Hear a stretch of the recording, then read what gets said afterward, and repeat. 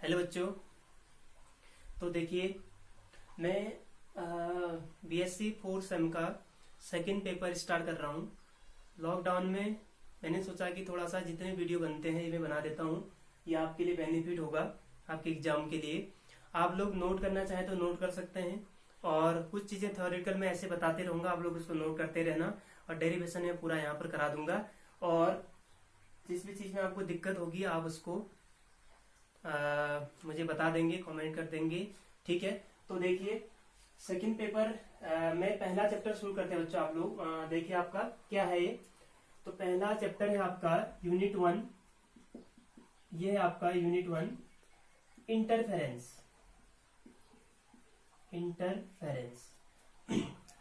देखिए, तो इंटरफेरेंस की कहानी यहाँ बहुत बड़ी है।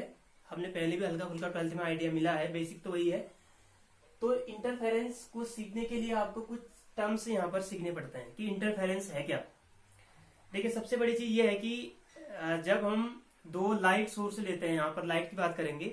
जब दो लाइट सोर्स को हम क्या करते हैं, किसी पॉइंट पर मीट कराते हैं, किसी पॉइंट पर हम उनको देखते हैं एक पॉइंट पर, तो क्या होता है ना, उस पॉइंट पर होना क्या चाहिए कि लाइट की इंटेंसिटी बढ़नी चाहिए। बट होता क्या है, कुछ पॉइंट पर लाइट की इंटेंसिटी हमें कम नजर आती है, कुछ पॉइंट पर हमें लाइट की इंटेंसिटी ज्यादा नजर आती है ना, इंक्रीज डिक्रीज होता है।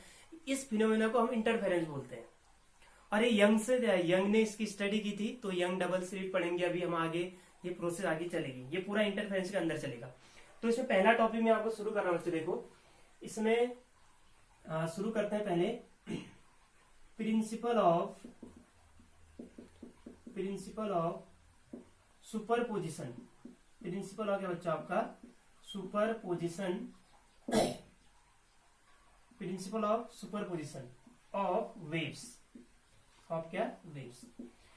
देखिए, बड़ा सिंपल सा है प्रिंसिपल है, क्योंकि ये इंपोर्टेंट भी है। मान लो मीडियम में बहुत सारी वेव चल रही हैं, और ये वेव क्या होंगी, आपस में सुपर इम्पोज होंगी, कहीं पर मीट करेंगी। तो वहां पर डिस्प्लेसमेंट क्या होगा, तो वहां पर जो डिस्प्लेसमेंट होगा, तो यंग ने ये बोला बच्चों कि जहां पर आपका डिस्प्लेसमेंट होगा, वेव का जो नेट डिस्प्लेसमेंट होगा, वो सभी वेव में जो डिस्टरबेंस पैदा हुआ है ना, कोई पार्टिकल वाइब्रेट करते हैं, है ना, पार्टिकल वाइब्रेट करते हैं अपनी जगह पर मीन पोजीशन में। तो एक पार्टिकल ये वाइब्रेट कर रहा है, दूसरी वेव का पार्टिकल दूसरा वाइब्रेट कर रहा है। तो कितना पार्टिकल डिस्प्लेस हुआ अपनी पोजीशन से, पार्टिकल मूव तो करता नहीं है, अपनी पोजीशन पर कितना उसने क्या किया, आपका डिस्प्लेस हुआ। वो जो डिस्प्लेसमेंट है उस पार्टिकल का, भी एक पार्टिकल नहीं, बहुत सारे पार्टिकल हैं, और आपके दो वेव है तो कम से कम दो पार्टिकल का आपको लेना होगा। तो पार्टिकल का जो डिस्प्लेसमेंट होगा, जिसको हम वेव का डिस्प्लेसमेंट कहेंगे, वो हमेशा vector sum of individual displacement के होगा। मींस जो नेट डिस्प्लेसमेंट होगा रिजल्टेंट वेव में, वो क्या होगा, आपका अलग अलग वेव के डिस्प्लेसमेंट के वेक्टर सम के क्या होगा, इक्वल होगा किसी टाइम में। तो आप ये समझ सकते हो कि मान लो हमारे पास बहुत सारी वेव क्या चल रही है, प्रोपगेट कर रही है मीडियम में, और वो वेव है आपकी y1, ठीक है, y2, y3, ऐसी वेव चल रही है। तो इनका ये डिस्प्लेसमेंट है y1, y2, y3। तो नेट डिस्प्लेसमेंट जो होगा y नेट, ये होगा बच्चों आपका इनका vector sum, y1 plus y2 plus क्या बच्चों आपका y3, ये इनका क्या होगा, वेक्टर सम होगा। इसको हम क्या बोलते हैं, principle of superposition of wave कहते हैं। इसके हेल्प से हम क्या करते हैं, सारी चीजें मेजर करते हैं, इंटरफेरेंस स्टडी करते हैं। तो पहला टर्म तो आपका हो गया principle of superposition of wave, यानी किसी पॉइंट पर जो नेट डिस्प्लेसमेंट होगा किसी पार्टिकल का, वो इंडिविजुअल पार्टिकल जो वेव होगी, जो आपकी वेव में जो डिस्टरबेंस होगा, इंडिविजुअल वेव का जो डिस्टरबेंस होगा, उनके क्या होगा, वेक्टर सम के इक्वल होगा। ठीक है बच्चों, इतना। दूसरा टर्म आता है इसमें। अब देखिए, सुपरपोजिशन भी दो टाइप से हो सकता है। पहला सुपरपोजिशन होता है कंस्ट्रक्टिव, और दूसरा होता है बच्चों आपका क्या, डिस्ट्रक्टिव।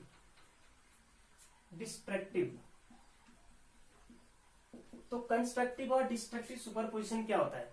अब देखो, कंस्ट्रक्टिव में क्या होगा, अगर मान लो जैसे आपका दो वेव चल रही हैं, एक आपकी वेव ये है, मान लो ये है, और एक दूसरी वेव आपकी ये है, इस तरह से बच्चों आपकी ये चल रही है। अब ये आपके सुपर इम्पोज होती हैं, तो सुपर इम्पोज होने के बाद क्या बनेगी, आप देख सकते हो, सुपर इम्पोज होने के बाद कुछ इस तरह से ये बनेगी। ये मान लो पहले आपकी क्या है, y1 है, और ये क्या बच्चों आपका y2 है। सपोज ये y1 डिस्प्लेसमेंट y2, तो ये मान लो y1 वाला है, ठीक। अब ऐसे ही दूसरा हमने क्या कर लिया बच्चों, इसमें दूसरी वेव ये होगी, ये होगी। अब इन दोनों का जो रिजल्टेंट होगा वो रिजल्टेंट क्या होगा, इनसे भी बड़ा आएगा, है ना। तो इनसे बड़ा आने का मतलब ये रिजल्टेंट बना लिया हमने। आप लोग अलग पेन का यूज कर सकते हो। तो ये जो रिजल्टेंट है ये किसके इक्वल है ना, ये y1 था, तो ये पूरा क्या होगा बच्चों आपका y2 था। तो अब देखो जहां पर एक का ये क्रस्ट है, क्रस्ट क्रस्ट मीट कर रहे हैं, यहाँ भी क्रस्ट क्रस्ट मीट कर रहे हैं, यहाँ ट्रफ ट्रफ मीट कर रहे हैं। तो इसमें जो रिजल्टेंट डिस्प्लेसमेंट होगा y इज इक्वल टू ये हो जाएगा y1 प्लस क्या हो जाएगा आपका y2।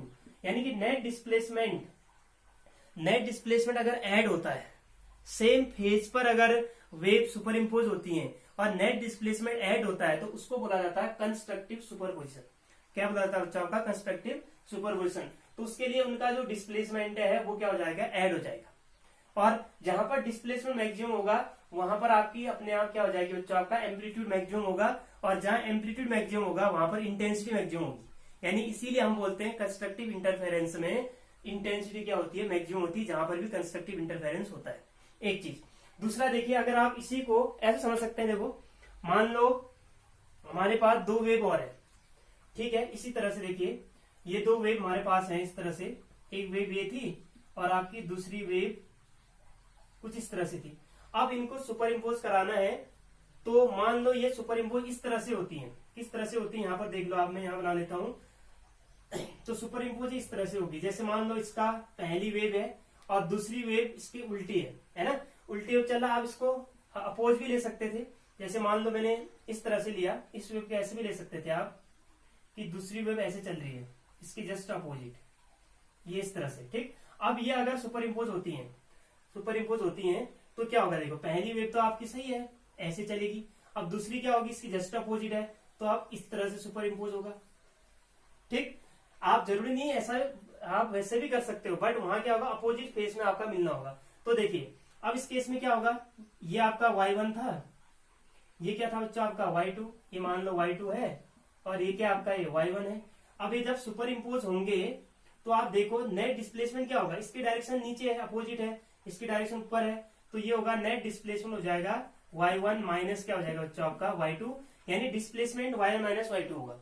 और अगर वैल्यू अगर सेम है, ये वैल्यू मान लो जब y1 इक्वल टू y2 है, तो नेट डिस्प्लेसमेंट 0 भी आ सकता है, वो इस केस में आपको रिजल्टेंट यहां मिलेगा 0। तो डिस्प्लेसमेंट 0 यानी कि इंटेंसिटी 0। तो जो भी पॉइंट इस यहाँ पर मिलेंगे आपको, वहां पर इंटेंसिटी क्या हो जाएगी आपकी, 0 हो जाएगी, और इसे बोला जाएगा डिस्ट्रक्टिव सुपरपोजिशन, और ये क्या बच्चा आपका कंस्ट्रक्टिव सुपरपोजिशन। तो जहां पर दोनों वेव का क्रस्ट क्रस्ट या ट्रफ ट्रफ मीट करता है, वहां पर इंटेंसिटी मैक्सिमम होती है, जहां डिस्प्लेसमेंट मैक्सिमम होता है, और जहां पर एक का क्रस्ट और दूसरे का ट्रफ मिल गया, वहां पर इंटेंसिटी मिनिमम हो जाएगी, और वहां पर उसे हम क्या बोलेंगे, डिस्ट्रक्टिव इंटरफेरेंस बोलेंगे। ये बात आपको समझना है, ठीक है बच्चे ना। अब दूसरा देखिए इसमें, तो सुपरपोजिशन आपको समझ में आ गया, प्रिंसिपल ऑफ सुपरपोजिशन क्या है। अब नेक्स्ट चीज देखिए इसमें आपको ये समझना है बच्चों इसमें कि कोहेरेंट सोर्सेस क्या होते हैं, कुछ टर्म से आपको समझना है। देखिए कोहेरेंट सोर्सेस, कोहेरेंट क्या बच्चों आपका सोर्सेस। देखिए कोहेरेंट सोर्सेस क्या होते हैं, ऐसे सोर्सेस जहां से लाइट वेव निकले, मतलब कम से कम दो सोर्सेस मान के चलो, वेव क्या होती है, इमिट करती हैं, और उन वेव का इमिट करने के बाद जो वेव इमिट हुई हैं उनका फेज कांस्टेंट रहे, मतलब जिस फेज से वो स्टार्टिंग में चल रहे थे वही आपका क्या रहे, फेज रहे। मीन्स उनमें फेज का कोई डिफरेंस ना हो, फेज का डिफरेंस 0 हो या कांस्टेंट फेज हो, बात एक ही है, फेज कांस्टेंट हो या फेज का कांस्टेंट, फेज का डिफरेंस क्या आपका 0 हो, ऐसी वेव क्या बुलाते हैं, क्या बोलते हैं उनको हम लोग, क्या बोलते हैं, कोहेरेंट सोर्सेस कहते हैं। और जो वेव होती है उन्हें बोलते हैं कोहेरेंट वेव्स। तो सोर्स आपके क्या होंगे, कोहेरेंट तब होंगे जब उनसे निकलने वाली जो वेव होगी ना, उनका फेज मस्ट भी क्या, सेम। बाकी एम्पलीट्यूड भी सेम हो तब भी चलेगा, फ्रीक्वेंसी सेम हो तब भी चलेगा, बट नहीं भी हो, नियरली इक्वल हो तब भी चलेगा, बट फेज अगर डिफरेंस है तो कोहेरेंट नहीं कहलाएंगे, ठीक। तो कोहेरेंट सोर्स की डेफिनेशन क्या होगी, दोज सोर्सेज, दोज क्या बच्चों आपका, सोर्सेज विच इमिट आउट, विच क्या बच्चों आपका, emit out emit out waves of same phase, ऐसा बोल देता हूं, सेम फेज और कांस्टेंट फेज, ऐसा बोल सकते, या zero phase difference, zero phase क्या बच्चों आपका difference are called coherent sources. इनको क्या बोलेंगे बच्चों हम लोग, कोहेरेंट सोर्सेज। तो ऐसे सोर्सेज जिनसे लाइट इमिट करती है और उनके बीच का फेज सेम रहता है या फेज डिफरेंस जीरो होता है, उन्हें हम क्या बोलते हैं, कोहेरेंट सोर्सेज कहते हैं। तो जैसे आपने पढ़ा था बच्चों यंग डबल स्लिट में, भी मेथड हम बताएंगे, वहां पर क्या होता था, दो स्लिट लिया जाता था, ये सिंगल सोर्स था, तो इस सिंगल सोर्स से दो सोर्स बन जाते थे। अब इनसे जो वेव हमारी निकलती थी बच्चों इस तरह से, ये दो सोर्स से क्या होते हैं, कोहेरेंट। ये सोर्स कैसे बच्चों आपके कोहेरेंट है, कोहेरेंट सोर्सेज है। तो S1 S2 क्या है बच्चों यहाँ पर, कोहेरेंट सोर्सेज है, क्योंकि ये सिंगल सोर्स से बने और इनका फेज हमेशा क्या रहने वाला है, कांस्टेंट। और जिनका फेज कांस्टेंट नहीं रहेगा उन्हें क्या बोलेंगे, इनकोहेरेंट। एग्जाम्पल क्या है, जैसे मान लो दो बल्ब आपके ग्लो कर रहे हैं एक साथ, तो दो इंडिपेंडेंट बल्ब हैं और दो इंडिपेंडेंट सोर्स माने जाएंगे, है ना। दो रूम मान लो दो बल्ब एक साथ ग्लो करते हैं, एक साथ ऑन करते हैं आप, तब भी उनके बीच फेज का डिफरेंस नहीं हो पाता है।